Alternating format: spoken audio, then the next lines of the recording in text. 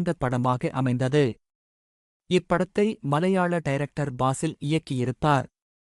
இந்த படம் 1997ஆம் ஆண்டு டிசம்பர் மாதம் கிறிஸ்துமஸ் பண்டிகையை முன்னிட்டு வெளியானது. டைரக்டர் பாசில் இப்படத்தை இயக்குவதற்கு முன்பே இதே படத்தை மலையாளத்தில் இயக்கி வெற்றியடை செய்தார்.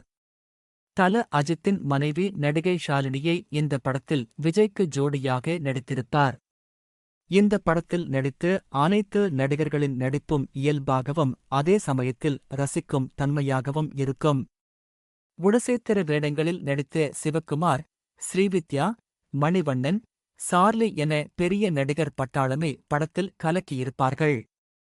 இந்த படத்தை பற்றி முக்கியமாக ஒரு விஷயத்தை குறிப்பிட வேண்டும் என்றால் இந்த முழு படத்திலும் விஜய்யும் ஷாலினியும் ஒரு சில காட்சிகளிலேயே தொட்டு நடித்திருப்பார்கள். ஒரு காதல் படத்தை எந்த ஒரு ஆபாசமின்றி இரட்டை அர்த்த வசனங்களும் இன்றியும் மிகச் சிறப்பாக டைரக்டர் பாசில் படத்தை இயக்கியிருப்பார். மற்றும் இப்படத்தின் மிகப்பெரிய வெற்றிக்கு காரணமாக அமைந்தது இப்படத்தின் கிளைமேக்ஸ் காட்சி. குறிப்பாக இந்த படத்தின் கிளைமேக்ஸ் காட்சி மிக இயல்பாகவும் அனைத்து தரப்பு மக்கள் விரும்பும் கிளைமாக்ஸ் காட்சியாக அமைந்தது. குடும்பங்கள் கொண்டாடிய ஒரு காதல் படமாக இப்படம் அமைந்தது. ஒரு மகிழ்ச்சிகரமான சந்தோஷ மனநிலையில் இப்படத்தை பார்த்து திருப்தியுடன் ரசிகர்கள் தியேட்டரை விட்டு வெளியே வருவார்கள்.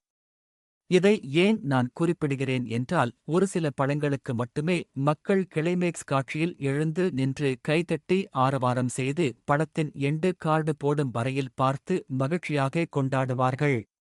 அந்த மகிழ்ச்சிகரமான சம்பவம் இந்த படத்தின் கிளைமாக்ஸ் காட்சிக்கு கிடைத்தது. இதை நான் கண்கூடாக கண்டு ரசித்தேன்.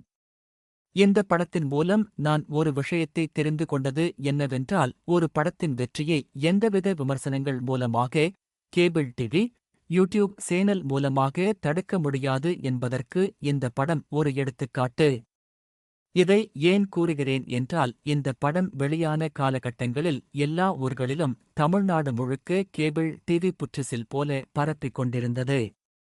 எல்லாருடைய வீடுகளிலும் கேபிள் டிவி கனெக்ஷன் இருந்த காலகட்டம் அது. இந்த படம் ஓடிக்கொண்டிருந்த அதே காலகட்டத்தில் டைட்டானிக் என்ற ஒரு ஆங்கில படமும் மிகப்பெரிய வெற்றியை அடைந்தது.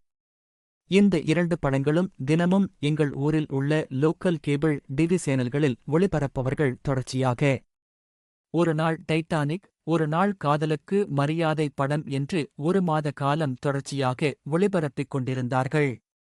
இதையெல்லாம் மீறி இப்படம் தியேட்டரிலும் 100 நாட்களைக் கடந்து ஓடி வசூல் ரீதியாக பெரிய சாதனையை புரிந்தது. இப்படத்தை முதல் வாரத்திலேயே 2 முறை தியேட்டரில் நான் கண்டு களித்தது என்றும் பசுமையாக நினைவில் உள்ளது. இப்படத்தில் சிறப்பாக நடித்ததற்காக விஜய் அவர்களுக்கு தமிழ்நாடு ஸ்டேட் பிலிம் அவார்ட் கிடைத்தது. அது ஒரு சூப்பர் காலம். இப்படத்தை எனது நண்பர் விஜயனுடன் பாலாஜி தியேட்டரில் பார்த்தேன். இப்படம் விஜயின் மார்க்கெட் வேல்யூ வேறு தளத்திற்கு கொண்டு சென்றது. இப்படத்தை பழம்பெரும் நடிகரும் மற்றும் தயாரிப்பாளருமான சங்கிலி முருகன் அவர்கள் தயாரித்து இருந்தார். இந்த படத்தின் மாபெரும் வெற்றிக்கு பேரு உதவியதாக இருந்த ஒருவரை குறிப்பிடாமல் இந்த பதிவை நாம் கடந்து சென்றுவிட முடியாது. ஏனென்றால் இப்படத்திற்கு இசையமைத்தது இசை கடவுள் இசைஞானி இளையராஜா.